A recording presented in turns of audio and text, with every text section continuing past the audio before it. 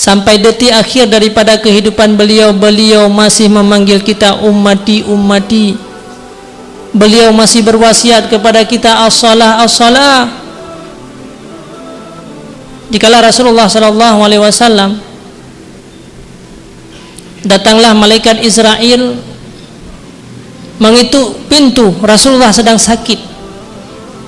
Rasulullah pada saat itu sedang sakit.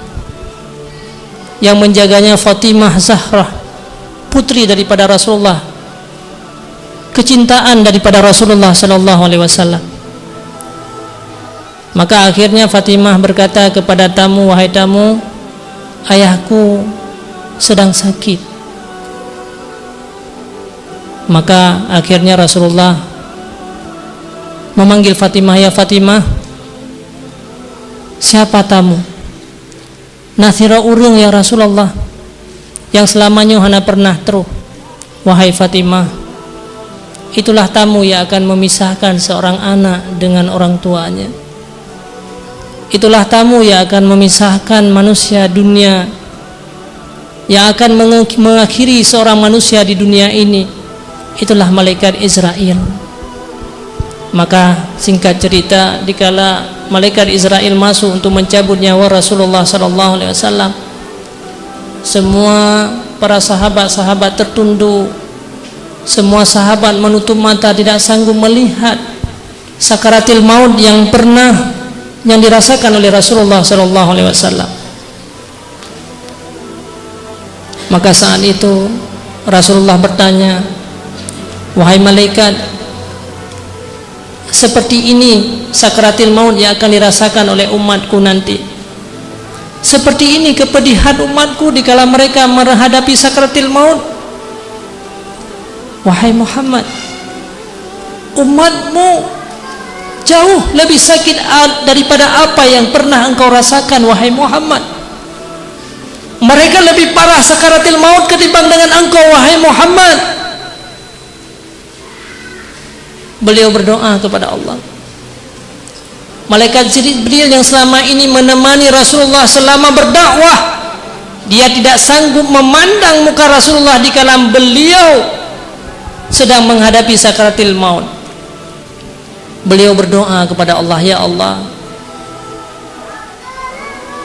kalau seperti ini umatku akan merasakan sakaratil maut nanti,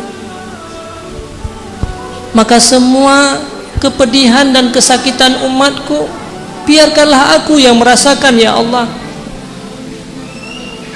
Jangan pernah dirasakan oleh umatku sakaratil maut seperti ini, ya Allah.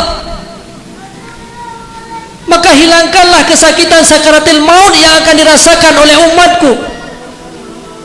Dalam sebuah riwayat dikatakan bahwa sakaratil maut yang dirasakan oleh umat Nabi Muhammad, sebahagiannya telah ditanggung oleh Nabi kita, telah dirasakan oleh Nabi kita Nabi Muhammad SAW. Kepedihan kita sampai hari ini, sampai anak-anak dan cucu kita nanti, semuanya telah ditanggung oleh Rasulullah, telah dirasakan kepedihan itu oleh Nabi kita Nabi Muhammad SAW.